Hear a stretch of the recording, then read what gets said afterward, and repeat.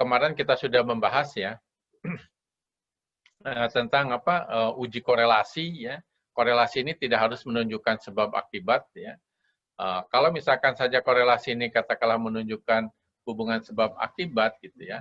Masalah berikutnya adalah bagaimana mekanisme ya hubungan sebab akibat itu. Nah, mekanisme hubungan sebab akibat itu nanti direpresentasikan dalam suatu model ya. Dalam hal ini model econometrics. Nah, yang paling sederhana ya di mana untuk menjelaskan perubahan suatu variabel atau indikator hanya berdasarkan satu variabel saja, satu variabel bebas.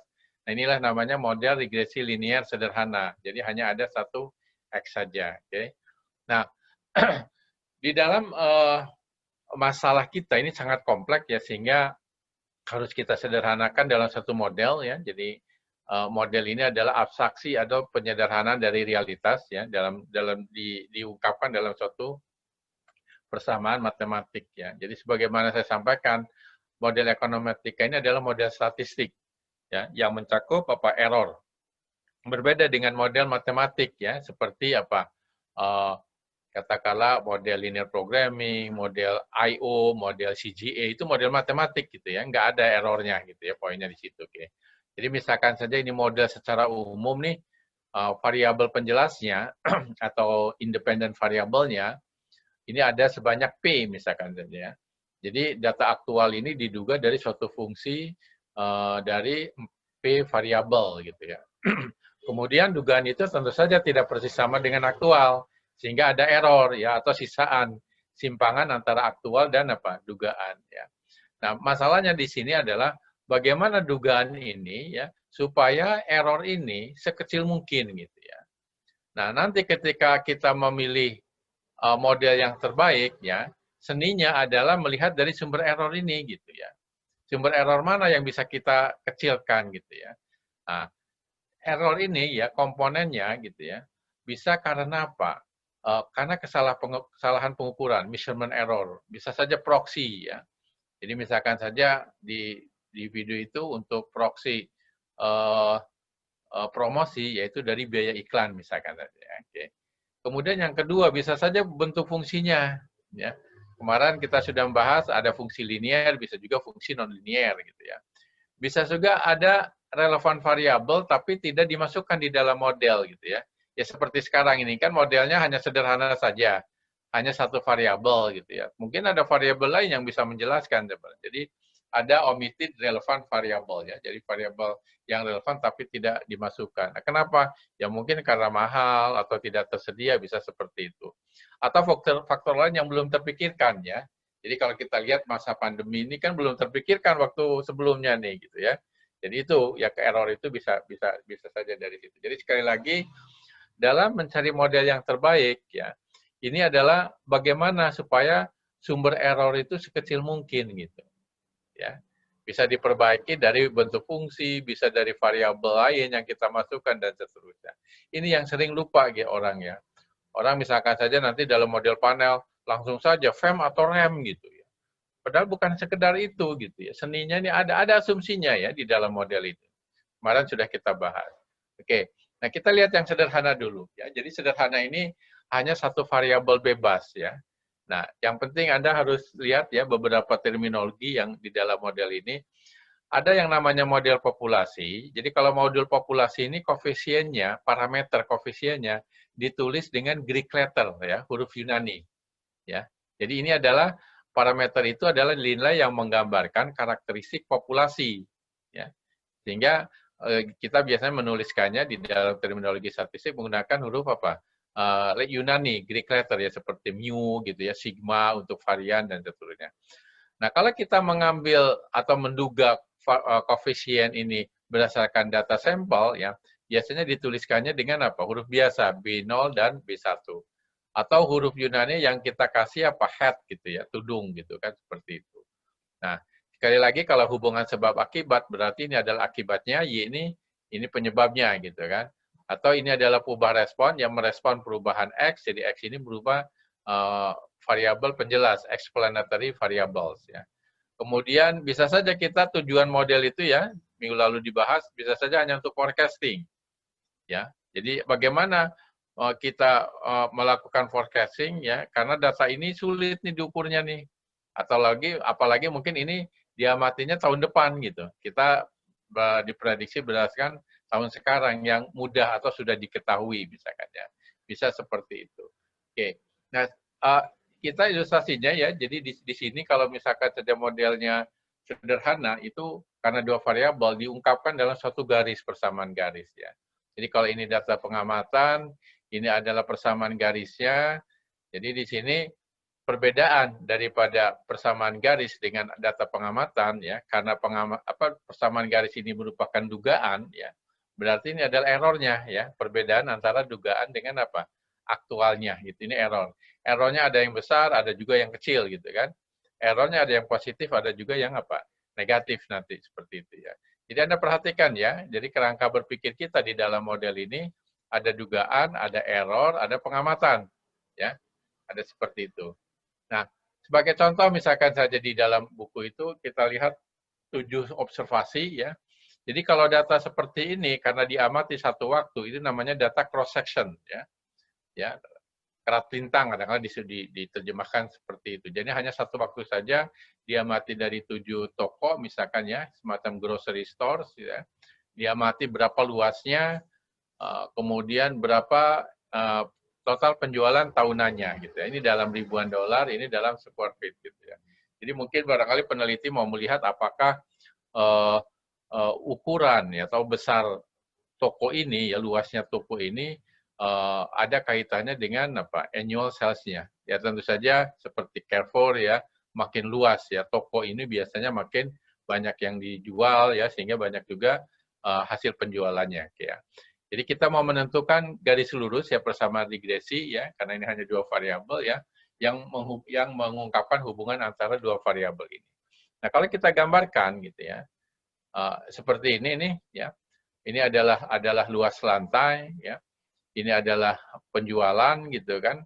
Kalau kita buat persamaannya mungkin yang paling dekat ya nanti kita lihat dengan software misalkan. Ini garis-garisnya seperti ini ya. Jadi ini dugaannya adalah ya seperti ini gitu. Nanti kita lihat bagaimana menghitung ini. Kemudian kalau misalkan saja ini kenapa nih? Oh ini pakai ini variabel ini pakai apa? Excel soalnya. Oke. Oke. Baik, kita lanjutkan ya. Misalkan saja di dalam model ini Anda harus perhatikan ya di dalam misalkan tesis gitu ya. Harus dituliskan masing-masing simbol ini gitu ya. Jadi misalkan Y dugaannya apa nih?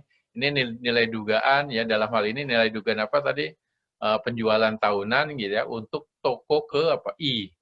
Nanti dituliskan satuannya apa? Nah, satuannya adalah apa? $1.000 gitu kan ya. Dan ribuan. Kemudian X. X ini apa tadi? Nilai apa? Luas toko ya, luas toko untuk pengamatan atau toko ke apa? Ke I. Satuannya apa? Feet kuadrat. Dituliskan di sini ya nanti ya. Jangan lupa karena ini ada kaitannya dengan apa? Interpretasi dari koefisien ya. Misalkan saja B0. B0 ini apa? Ini adalah nilai Y kalau X sama dengan 0 gitu ya. Atau di sini sebenarnya rata-ratanya, nanti kita lihat kenapa rata-rata ya. Rata-ratanya jika X sama dengan 0. Ya, ini intercept. Sedangkan B1 ini adalah berapa perubahan Y kalau X-nya berupa 1 unit. Ya, atau perbedaan rata-rata Y jika X-nya berbeda 1 unit. Ya. Kemarin tadi kita lihat bahwa itu adalah rata-rata ya. Nah, kenapa rata-rata? Saya kira kita lihat dulu yang ini ya, datanya di sini ya. Jadi kita membayangkan gini ya, asumsi di dalam model regresi ini. Bayangkan ini adalah X ya, ini adalah Y. Untuk X1 nilainya kan bervariasi nih ya. Ada yang di atas garis regresi, ada yang di bawah gitu. Sehingga yang garis regresi ini adalah sebenarnya apa nih? Rata-rata kan itu. Rata-rata Y untuk X tertentu. Untuk X2 sama juga ini ya. Ini adalah rata-rata Y untuk X2 di sini. Sebarannya sama ya asumsinya nih. Ya. Normalnya sama, ragamnya sama gitu ya. Dan kalau kita lihat kalau ini adalah sebaran Y, nah itu juga sebenarnya sebaran daripada apa? Error gitu ya. Jadi perubahan error ya, komponen error ini juga menyebar apa? Normal ya. Bebas tidak tergantung X ya, tiap X sebarannya ini sama ya.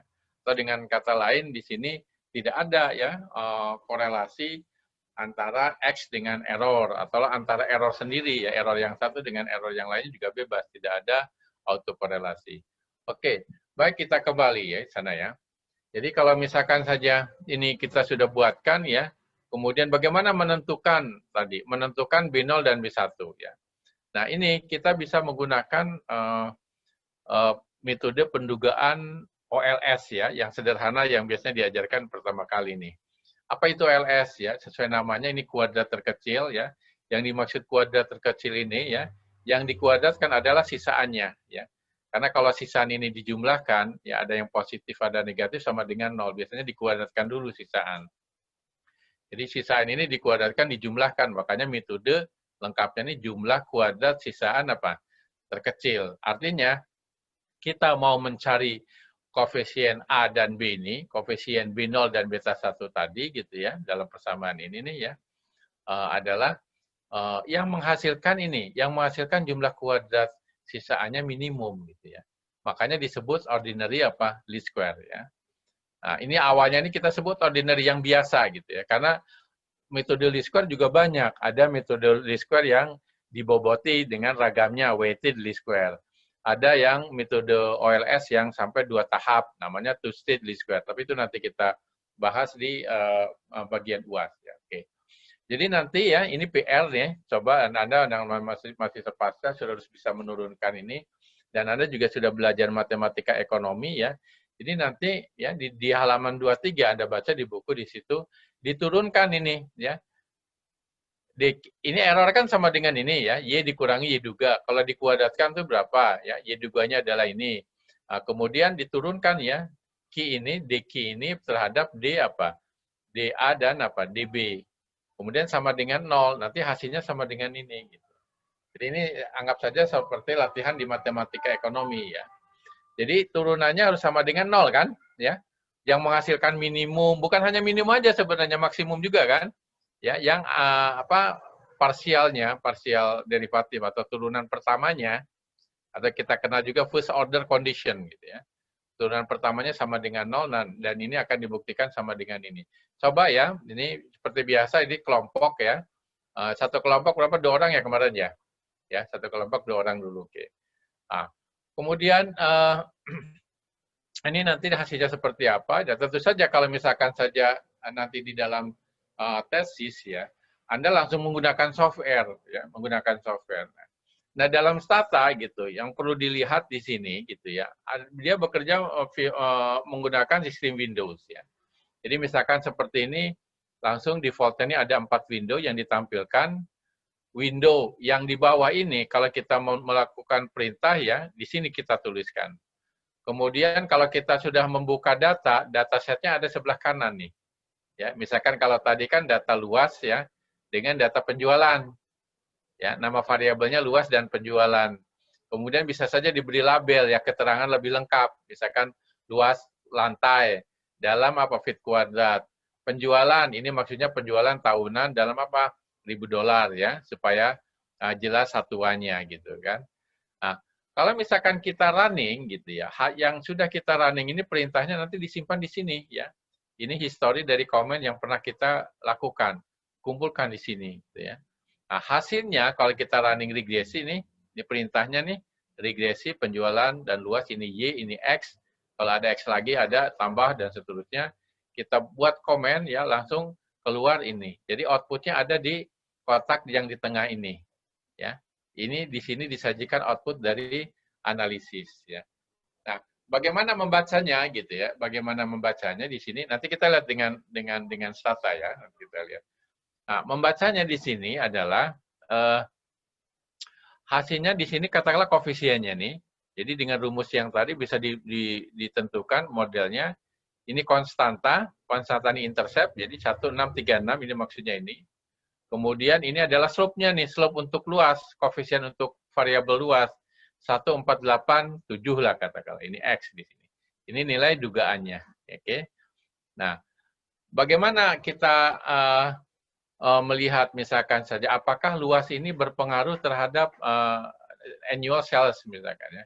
Nah, ini dari apa? Dari p-value kan? Ya, kemarin sudah kita bahas nih. P-value-nya, ya, P-value-nya kecil nggak? Nah, kalau kecil berarti kita simpulkan bahwa memang luas ini apa berpengaruh ya, atau bisa menjelaskan uh, uh, annual sales ya, penjualan tahunan gitu ya sederhana. Nah, selain dengan P-value ya, kita juga bisa melihat dari selang kepercayaan gitu ya. Karena kalau kita menduga gitu ya, nanti bisa dengan apa? Bisa dengan point estimate, dugaan titik ya, bisa juga dengan dugaan selang gitu ya. Sekarang ini misalkan saja kayak pilkada lah gitu ya, atau pilpres ya. Seringkali kan quick count itu ya dari sampel itu mengungkapkan dugaan dengan margin error kan ya.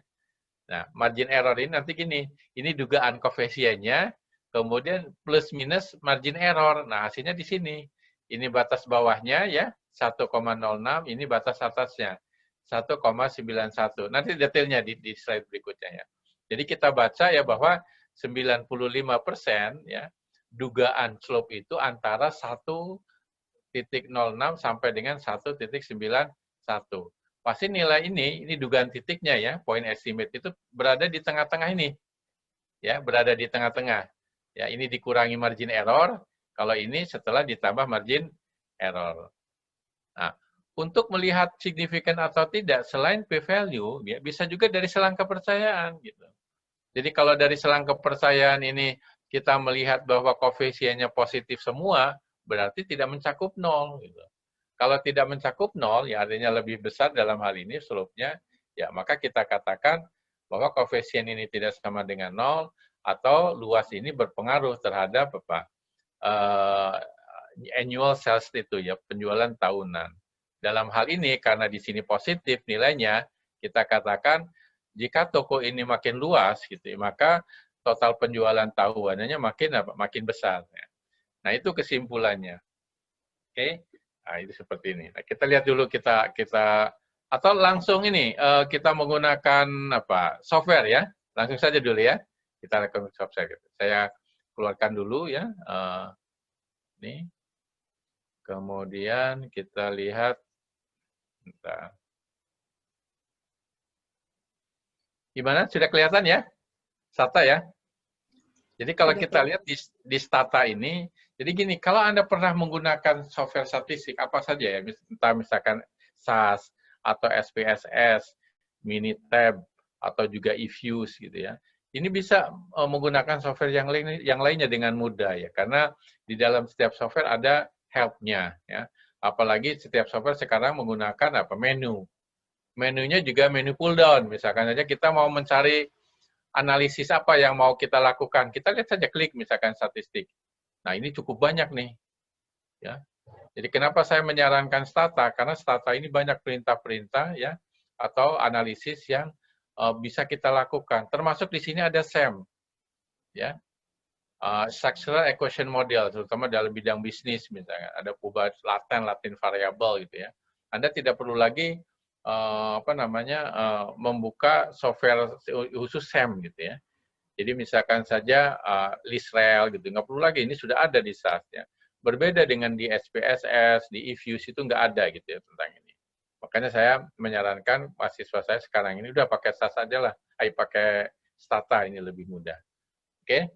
Nah, kalau kita lihat di sini, tadi sudah dijelaskan ya mengenai ini ya, tadi ya, ini adalah variabelnya, ini adalah komennya, ini adalah outputnya, ini adalah history daripada perintah. Oke, nah kalau kita mau lihat Windows, ini ada 4 ya. Sebenarnya Windows ini banyak nih window-nya, jendelanya.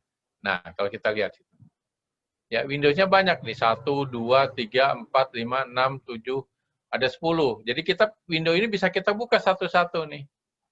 Ya, yang ditampilkan ya karena terbatas layarnya hanya 4. Misalkan kita mau lihat apa? Data ini ya. Kalau lihat data kita pilih yang mana di data nih? Ini kan data editor kan? Ya. Bisa juga di sini. Data editor ada, bisa. Atau di Windows juga boleh. Kita lihat data editor. Oke. Klik misalkan. Nah, ini data yang tadi nih. Ya, ada luas, ada penjualan gitu kan. Jadi kalau misalkan saja Anda punya data di Excel, bisa Excel ini kita apa? Kita masukkan saja di copy paste di sini. Oke, baik. Kalau gitu kita lihat lagi sini.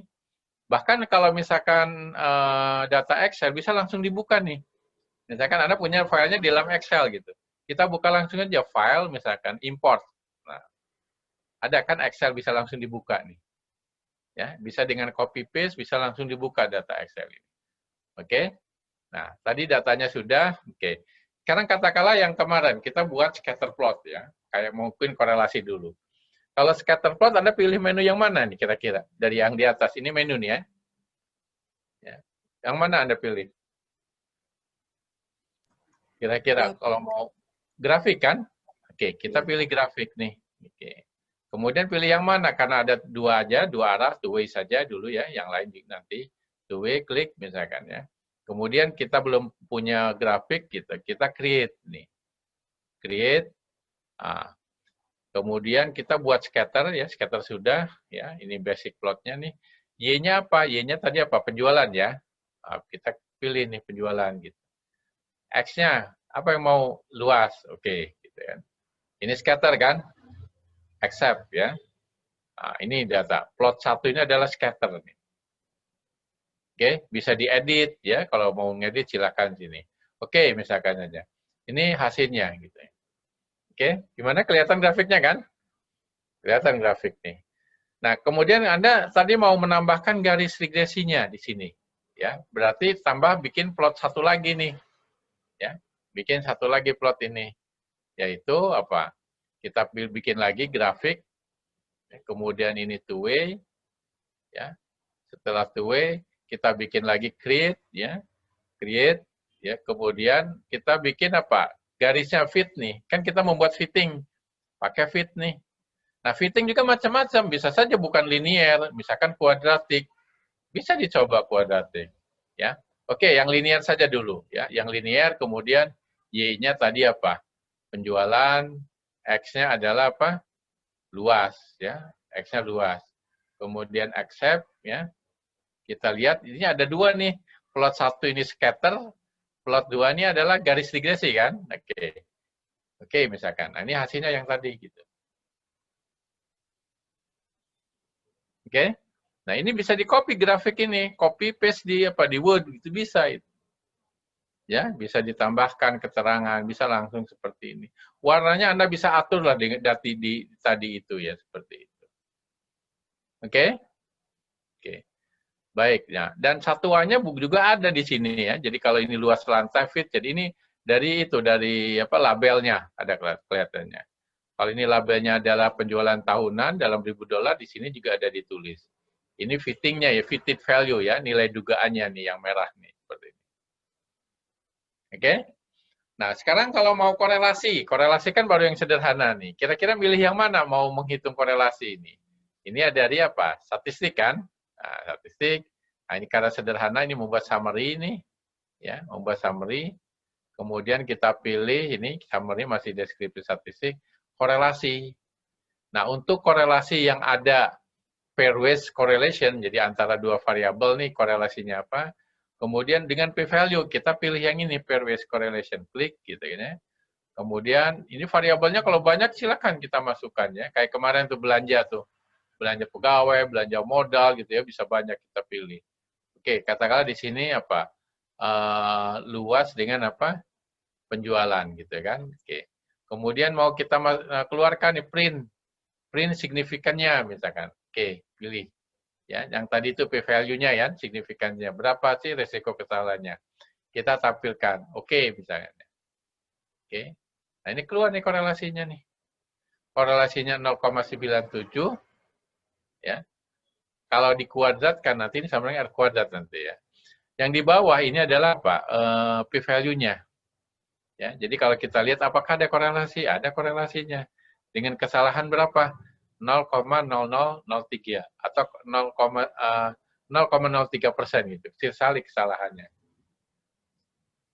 Oke, jadi outputnya di sini ya, outputnya di sini. Kemudian kumpulan perintah ada di sini tadi. Oke. Nah sekarang kalau kita mau membuat regresi ya, mudah saja di sini. Kalau regresi kita pilih apa? Statistik kan di sini ya, ya paling statistik nih. Kemudian pilih apa di sini kira-kira? Linear model. Linear model kan, karena judulnya juga apa? model linear apa? Sederhana kan? Simple linear regression. Oke. Kita pilih linear model, kita pilih apa? Ini linear regression gitu kan. Kemudian apa? Dependennya apa? Penjualan, ya. Independennya luas, ya. Nah, kemudian oke, ya. Nah, ini hasilnya yang tadi. Udah selesai itu. Nah, yang tadi keluar itu seperti itu. Oke. Dan kalau Anda mau lihat help-nya, bisa ada help di sini. Mau cerita apa tentang regression, Anda tulis saja. Apa mencari apa, search regression gitu. Ada perintahnya gitu. Ya, kalau misalkan saja Anda lihat search regression bisa. Bahkan di YouTube pun ada YouTube-nya katakanlah regression with data misalkan. Anda lihat ada penjelasannya. Nah, jadi misalkan saja bisa juga begini, kalau Anda pernah menggunakan regresi, kadang-kadang tidak perlu lagi menggunakan menu ya kalau sudah terbiasa. Regresi kan perintahnya ini nih ya, regres penjualan luas ya. Ini Y-nya, ini X-nya. Nah, sebenarnya yang dibaca oleh stata ini hanya 4 karakter pertama. Jadi Anda misalkan gini, Anda ketikkan saja nih. 4, kemudian ini variabelnya langsung kita klik 2 kali nih. Penjualan, kemudian apa? Luas gitu. Kemudian enter. Jadi nggak usah pakai menu langsung kalau kita sudah terbiasa dengan komen. Nah, perintah-perintah yang pernah kita lakukan disimpan di sini nih historinya. Nah, suatu waktu kita akan menggunakan perintah ini, ya bisa kita simpan ya. Ada namanya di do file. Katakanlah kita copy nih, Ctrl C, ya, kemudian ini Windows ya, do file ya, new, ini warna baru, ini masih kosong ya. Ini kosong, kita paste di sini. Nah, ini paste-nya. Ya. Jadi ini perintah daripada apa? Oke. Supaya kelihatan ini 2 di sini. Mana? Oke. Oke. Jadi perintah-perintah ini bisa kita jalankan satu-satu. Kalau mau cari keterangan misalkan, ini dikasih keterangan ya. Anda kasih bintang gini. Ada warna biru biasanya, hijau di sini. Misalkan ini apa? Plot, kayak buat apa? Katakanlah scatter plot dengan dugaannya gitu. Atau dengan persamaan apa? Dengan persamaan garis misalnya. Nah, ini nggak dikerjakan oleh stata yang kayak gini. Hanya keterangan saja ini. Ya, seperti yang saya berikan itu di forward ya tentang untuk uji hipotesis itu kan. Ini hanya keterangan atau untuk regresi misalkan. Anda bisa ditambahkan enter, ditambahkan misalkan saja. Apa running misalkan tadi persamaan regresi misalkan. Nah, ini bisa kita lakukan nih di execute misalnya. Kalau mau satu-satu bisa saja misalkan yang ini misalkan ya. Yang satu-satu nih di blok gitu ya. Kemudian kita apa? Kita execute nih, execute selection gitu. Yang dipilih yang di blok ini kita running nih. Ya, kita lakukan perintah yang di blok itu. Oke, klik misalkan. Nah, ini keluar ini hasilnya. Ya. Dan yang ini Anda bisa simpan ini. Bisa kita simpan misalkan file ya. Kemudian apa save di situ. Nah, kalau kita simpan, nah itu nama extension-nya adalah do ya, yang dikirim itu kan ada ya uji hipotesis titik do. Kalau data pakai DTA gitu ya. Data itu extension-nya adalah DTA. Ya biasanya kan ada tiga karakter itu kan ya. Kalau ini adalah do ya. Titik do itu berarti kumpulan perintah stata. Oke? Nah, ini mudah nih ya stata ini gitu ya. Saya kira gampang di sini. Oke. Nah, kita kembali ya. Ini adalah perintah dengan stata. Nah, kita kembali ke ini dulu apa namanya? Yang tadi ya. Kita stop share dulu. Atau ada pertanyaan mengenai stata? Nggak ada dulu ya. Nah, kita sekalian aja pertanyaannya nanti dikumpulkan aja dulu ya. Oke. Saya share lagi untuk yang tadi, oke. Oke. Nah, ini tadi ya output-nya ini tadi sudah ya output stata nih, gitu ya. Kemudian kalau misalkan saja Anda menggunakan Minitab, outputnya kayak gini. Ya, supaya mengenal outputnya kan mirip-mirip kan. Misalkan UJT kalau di Minitab atau yang lain biasanya konstantannya di awal. Kalau SP apa stata apa? Konstantan di bawah gitu. Jangan lupa nih ya urutannya ya. Hasilnya sama saja gitu ya. Oke. Bedanya kalau analisis varian ini lengkap ada F hitung, ada P value. Kalau stata langsung saja di sini F-nya nih gitu ya. P value-nya ada di sini ya. Jadi supaya Anda mengenal ya, jangan kaget kalau misalkan, loh kok beda dengan eViews, oh beda dengan, sebenarnya sama saja. eViews dengan SPSS ini sama seperti ini, tampilannya. Oke? Baik. Jadi ini adalah tampilan beberapa output software. Oke. Nah, bagaimana interpretasinya ya? Karena interpretasinya ini Y ini adalah dalam ribuan ya. Kemudian X ini dalam square feet, ya berarti interpretasinya yang paling tepat dalam kasus ini, karena data cross section, ya berarti ini adalah apa? Rata-rata perbedaan total penjualan. Ingat ya, rata-rata ya tadi saya gambarkan ya di dalam gambar yang normal tadi ya. Jadi ini sebenarnya perbedaan rata-rata total penjualan antara toko yang luasnya berbeda 1 unit ya, dalam hal ini 1 square feet. Berapa? Nah, karena ini dalam ribuan, ini kan 1,487. Ya. Nah, unit Y itu satuannya ribuan, maka Anda yang enaknya adalah berapa? $1.487 per apa? Per tahun gitu. Ya, karena kan dalam ribuan kan? Nah, di sini. Jadi square feet-nya Anda ungkapkan. Secara matematik biasanya gini kan, nilai slope-nya ini untuk kenaikan 1 unit dalam X diduga Y akan meningkat 148. Tapi usahakan langsung saja ya. Misalkan Anda menulis tesis, langsung saja nanti interpretasinya. Hanya memang orang ekonomis, orang ekonom biasanya agak bombastis saja, langsung aja disimpulkan bahwa jika ukuran lantai toko ini diperluas, katakanlah 1 square feet, ya, model tersebut memprediksi bahwa total penjualan yang diharapkan akan meningkat 1.487.000 dolar per tahun. Ya. Ya kalau naiknya 10 square feet, ya berarti naiknya adalah apa? 14.870 dolar per tahun. Nah, sekarang bagaimana intercept interpretasi dari intercept ini gitu kan. Nah, ini Anda jangan langsung kita lakukan intercept ini kadang-kadang suka nggak bermakna. Coba contoh yang ini. Ini artinya apa? Ini kan rata-rata penjualan ya. Kalau X-nya apa? Atau luas lantainya sama dengan apa? 0 kan? Ya, jadi kalau misalkan dari gambar nih, gambar yang ini misalkan ya, ini kalau kita tarik ya, intercept kan di sini kan? Ya, jadi rata-rata penjualan kalau luasnya apa? Sama dengan apa? 0. Kalau luasnya sama dengan 0 gitu ya, luasnya sama dengan 0, luas lantai sama 0, rata-rata penjualan sebesar berapa? 16.360 gitu di sini. Nggak logis kan, masa toko luasnya 0 gitu kan. Kalau luas tokonya 0 bukan toko itu, emper-emper aja gitu kan. Ya, jadi tidak semuanya intercept itu kita interpretasikan gitu. Ada yang logis, ada juga yang nggak bermakna. Kalau nggak bermakna nggak usah kita interpretasikan. Oke? Nah tadi ya sudah kita lihat kenapa interpretasinya rata-rata ini dari sini gitu ya. Jadi X ini rata-ratanya kan ini. Ya. Ini juga sama kalau ini X0 ini rata-ratanya. Nah ini peluang error ya. Jadi ini kan error kan. Ini peluang normal ini kan tentang errornya gitu kan. Nah, itu untuk dan ini kalau misalkan saja nilai-nilai Y ini menyebar normal di sekitar garis regresi, ya maka ini sama saja errornya ya sama saja nih. Error ini menyebar apa? Normal ya, bebas dan apa? Identik.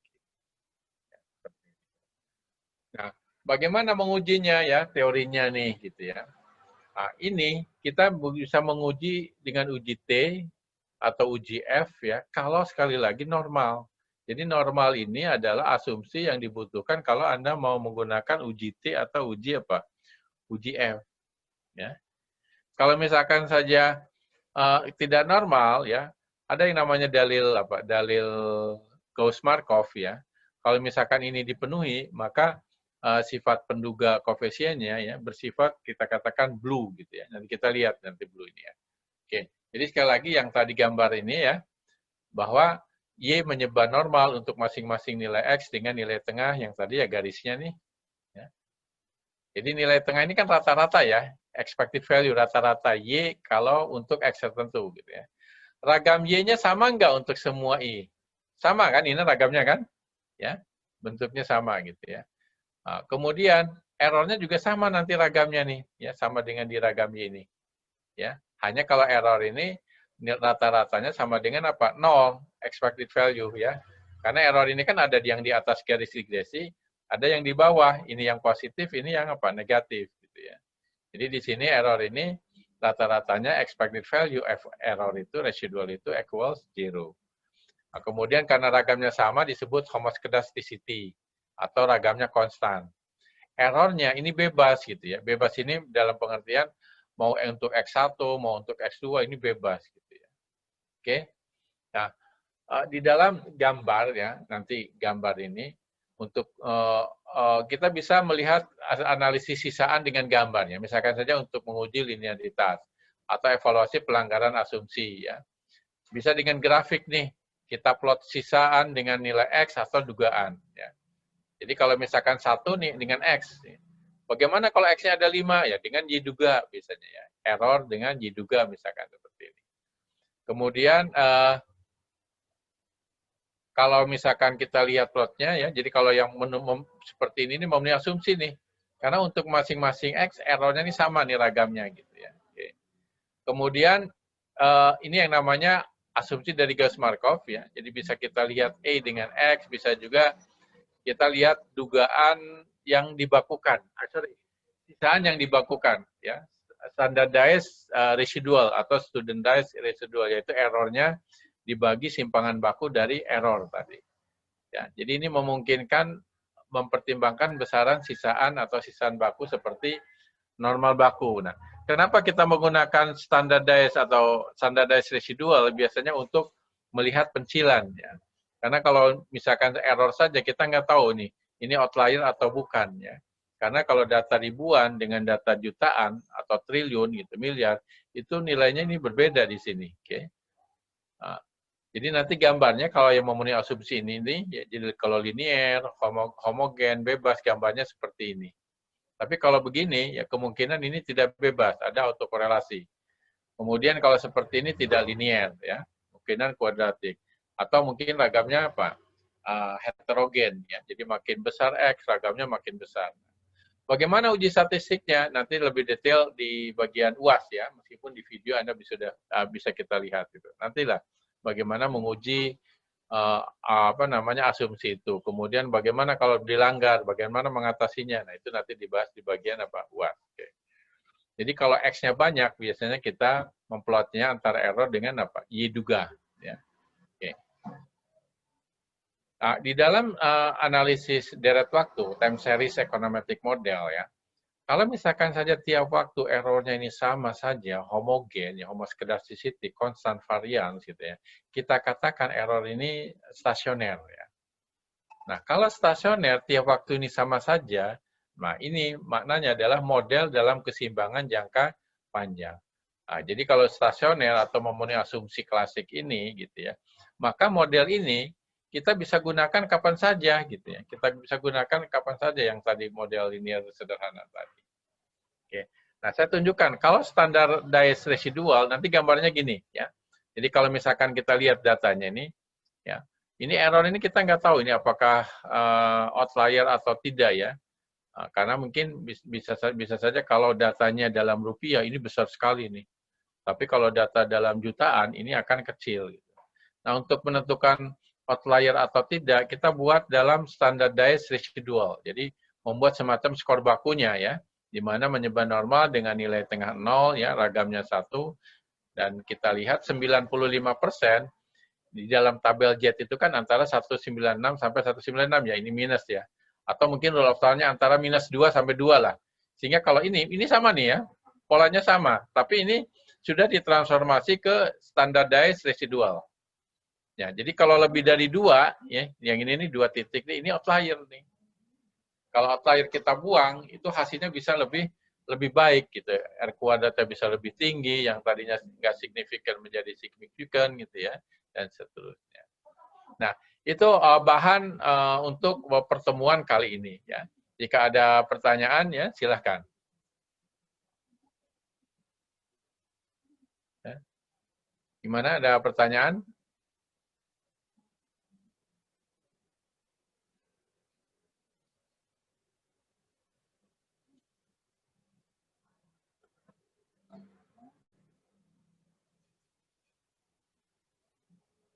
Gimana, ada pertanyaan? Oke, kalau tidak pertanyaan kita lanjutkan dulu ya. Bagaimana kalau mengujinya, uji statistiknya ya. Nah, untuk uji statistik kita harus tahu ya sebaran dugaan kita seperti apa gitu ya. Nah, kalau memenuhi asumsi ya, jadi jika asumsi tentang variabel error tadi ya dipenuhi, yaitu acak tadi ya, nilai tengahnya, maka masing-masing dugaan koefisien juga akan menyebar normal ya. Jadi kalau misalkan errornya itu menyebar normal ya, maka dugaan beta ini juga akan menyebar normal ya. Jadi kalau misalkan kita lihat nih ya, ini dugaan nih B. B kecil itu adalah dugaan ya. Jadi kalau saya ngambil sampel dugaannya mungkin di sini, Anda ngambil sampel di sini. Jadi bisa bervariasi nih nilai dugaannya. Tapi kalau dugaan ini kita rata-ratakan gitu ya, sama dengan nilai populasinya gitu. Ya. Jadi ini dia menyebar normal dengan nilai tengah sama dengan populasinya. Nah, kemudian ragamnya adalah beta 1. Kalau untuk intercept ragamnya ini ya. Kalau untuk slope ragamnya ini. Nah, ragam sigma kuadrat ini atau kadang-kadang juga ditulis Y ini adalah dihitung dari sini. Ya, jadi kalau ragam error tadi ini sama dengan simpangan antara nilai aktual dengan dugaan dikuadratkan ya. Nah, kemudian dibagi dengan apa? N-2. Kenapa dikurangi 2? Karena kita menduga 2 parameter koefisien. Kalau parameter koefisiennya ada 3, minus 3 dan seterusnya. Ya. Jadi nilai ini ya, ini kita masukkan di sini ya, atau kita masukkan di sini nih. Ini adalah apa? Untuk simpangan bakunya. Nah, untuk menguji koefisiennya sama dengan 0 atau tidak, kita menggunakan uji T ya. Oke, misalkan teladan yang tadi. Kita mau menduga dan hasilnya tadi sudah kita lihat hasilnya seperti ini. Kemudian pertanyaannya misalkan ya, apakah ada hubungan linear antara ukuran luas toko dengan total penjualan tahunannya? Ya. Atau mungkin pertanyaannya, apakah total penjualan dapat diprediksi dari ukuran luas lantai tokonya? Nah, kalau kita lihat ya, ini hipotesis penelitiannya apa ya? Jadi hipotesis penelitian ini kan jawaban sementara dari penelitian Anda kan di situ. Jadi sebenarnya hipotesis penelitian ini yang merah ini, ya. Jadi hipotesis kita ya, kayaknya ini ada hubungan nih, ya, ada hubungan linear antara ini atau total penjualan dapat diprediksi dari ukuran luas lantai tokonya. Nah, dari hipotesis penelitian kita buat hipotesis statistik gitu, ya. Jadi uji T untuk slope populasi ini ya. Misalkan saja hipotesis statistiknya kita buat 2, H0 dan H1 ya. Hipotesis 0 dan hipotesis alternatifnya. Kalau misalkan saja tidak dapat menjelaskan, ya berarti koefisiennya ini sama dengan 0. Gitu ya. Jadi berapa perubahan yang terjadi di X tidak akan mempengaruhi Y gitu kan. Tapi kalau misalkan saja X berubah, Y berubah, berarti beta 1 ini kemungkinan tidak sama dengan 0. Ya. Jadi hipotesis statistik ini sama saja hipotesis penelitian hanya diungkapkan dalam apa? 2 hipotesis yaitu H0 dan H1 ya. Nah, yang tadi yang ini ya, ada hubungan ini, ada dia apa? H1 ya. Jadi umumnya biasanya ekspektasi peneliti atau hipotesis peneliti ya, itu biasanya di H1 ya. Oleh karena itu ekspektasi dia ya, kesimpulan dia ini kesalahannya nanti akan diungkapkan dalam bentuk apa? P value. Nah, uji T-nya adalah ini ya, yaitu T sama dengan B1 dikurangi beta 1. Jadi ini tergantung nilai yang diuji. Kalau sama dengan 0 ya ini akan sama dengan 0. Kalau sama dengan K ini sama dengan K gitu ya. Jadi B1-nya apa? B1-nya tadi berapa? 1,486 masukkan ini. Ini adalah 0, masukkan nilai 0 dari sini, gitu kan? Seperti itu. Kemudian ini ragam dari SB-nya di sini kita masukkan. Jadi kalau misalkan kita lihat dari output-nya tadi ya, kita kembali lagi. Oke. Ini koefisien daripada koefisien daripada itu apa parameter ya. Nilai standar errornya adalah di sini ya. S-nya tadi ya, 1,65 ya. Jadi nanti di sini di dalam apa hasilnya ya, SB-nya ini tadi ada kan ya, standar deviasi daripada koefisiennya atau standar error dari koefisiennya. Masukkan sini nilainya. Nah, kemudian dihitung ya berapa urutannya nanti kita buat hipotesis statistiknya apa ya, kemudian kita menggunakan alfa berapa. Jadi kesalahan maksimum yang bisa kita tolerir. Derajat bebasnya apa ya? Derajat bebasnya kan ada 5 tadi. Lihat tabel gitu ya, lihat tabel T, karena ini tidak sama dengan 0, berarti di sini bisa sebelah kanan, bisa sebelah kiri. Nah, batasnya kalau 5% bagi 2, ini 2,5% ya, kuning, ini juga 2,5%. Lihat di tabel di sini, 2,57. Ya. Kalau lihat tabel juga minus 2,57 di sini. Jadi kalau kita lihat ya, nilai T-nya ya dengan rumus yang tadi nih, ya nilai T-nya sama dengan 9,009. Jadi kalau kita lihat ini jatuhnya di mana? Ah, di sini sebelah kanan nih. Dia lebih besar daripada batas T-tabelnya nih ya. Nah, karena masuk di sini, berarti kita putuskan tolak H0 atau H1. Ya, dengan kesimpulan, terbukti ada hubungan ya antara apa luas dan annual sales itu, penjualan tahunan. Nah, karena nilainya positif, berarti dalam konteks ini kesimpulannya harusnya lebih terarah juga gitu. Artinya makin luas ukuran toko, maka makin tinggi apa penjualannya gitu ya. Nah, itu bahan untuk pertama ini gitu ya.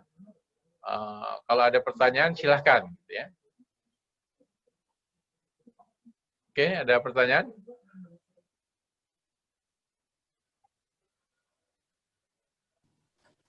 Pak, izin bertanya, Pak. Oke, silakan. Tadi kan Bapak bilang pencilan bisa dibuang, Pak. Ya.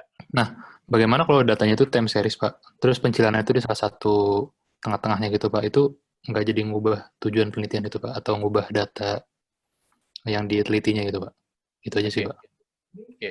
Jadi gini, misalkan datanya adalah data time series misalkan ya. Kemudian Anda mau melihat pola secara umum kan. Jadi kalau kita belajar di makro itu ya, nanti di dalam makroekonomi tentang pertumbuhan misalkan kan. Kita melihat bagaimana perkembangan output dalam jangka panjang gitu kan. Nah, kalau ada data pencilan berarti kan itu di luar pola umum kan yang namanya pencilan ya. Pencilan itu di luar pola umum gitu ya. Misalkan saja kita lihat tadi ya plotnya nih, misalkan ya. Kita lihat plotnya, ya lihat plotnya nih. Kalau misalkan saja bayangkan katakanlah pandemi nih ya, karena pandemi ini kan luar biasa ya. Katakanlah ini data tahunan yang Anda bilang itu data tahunan. Misalkan di satu titik ini karena pandemi gitu ya, ini datanya bawah sekali nih gitu. Ya, atau mungkin paling bawah lah katakanlah ya, paling bawah nih GDP-nya gitu ya. Nah, artinya kalau kita paksakan ini masuk data ini, berarti kan nanti kacau nih pola umumnya gitu. Ya. Jadi kalau misalkan saja hanya satu data saja gitu yang di luar pola umum ini gitu ya. Bisa saja kita remove kemudian kita simpulkan bagaimana sih sebenarnya kecenderungannya gitu. Nah, kecenderungannya seperti ini ya. Kemudian kalau data di sini adalah data pencilan. OLS juga sama ya, seperti menghitung rata-rata, seperti menghitung korelasi. Kalau misalkan saja ada outlier, dia sangat sensitif. Apalagi kalau datanya ini misalkan saja yang satu datanya paling tinggi di sini, misalkan jauh sekali. Itu yang tadinya positif bisa jadi negatif. Ya, jadi karena ini satu data ini di luar pola umum, ya, dan dia akan merusak pola hubungan yang secara umum yang benarnya, bisa saja kita remove ya, kemudian ini polanya gitu. Hanya mungkin nanti ketika ditampilkan ya, yang kita keluarkan itu bisa tampilkan saja. Kemudian Anda jelaskan pola umumnya seperti ini. Ini ada karena kejadian luar biasa gitu. Karena kalau misalkan saja kejadian luar biasa ini dianalisis, mungkin modelnya bukan begini, nanti ke bawah gitu. Aneh kan gitu kan? Oke. Nah, kalau nanti belajar di UAS ya, kalau ada data misalkan saja outlier, ya, kalau ada data pencilan misalkan saja ya, kita ada yang namanya menggunakan metode robust. Metode robust itu meskipun ada pencilan gitu, itu tetap hasilnya seperti ini nih. Ya, jadi dia tidak sensitif terhadap apa? Nah, pencilan gitu ya. Bisa langsung gitu ya. Oke. Ada pertanyaan?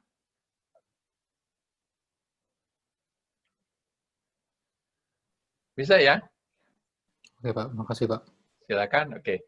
Nah, ini nanti ya, kan PR-nya ada satu lagi, dua itu ya.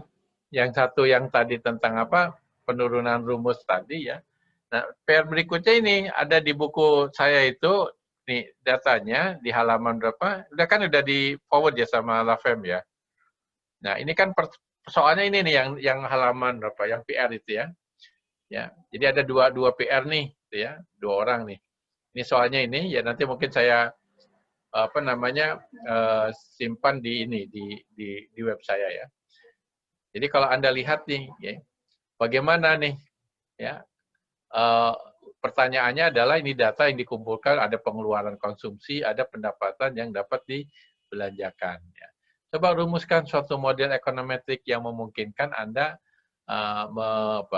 memungkinkan Anda untuk menguji hipotesis berikut ini. Jadi kecenderungan konsumsi marginal ya (MPC) akan berkurang dengan meningkatnya pendapatan. Coba uraikan bagaimana cara menguji model yang Anda susun tersebut ya. Dengan tujuan untuk menguji hipotesis. Dalam hubungannya dengan tugas tersebut, Anda diharuskan merumuskan model tersebut secara lengkap. Kemudian merumuskan hipotesis dan memberi deskripsi mengenai bentuk model regresi yang akan digunakan beserta asumsinya. Ya, yang tadi tahapannya kan sudah kita buat ya tadi ya. Kemudian rumuskan uji statistik pakai uji T misalkan. Sebaran peluang apa yang dipakai tadi ya. Kemudian berapa derajat bebas dan kriteria untuk menerima atau menolak hipotesis yang bersangkutan. Ya, oke. Gimana? Ada yang bisa jawab tentang ini?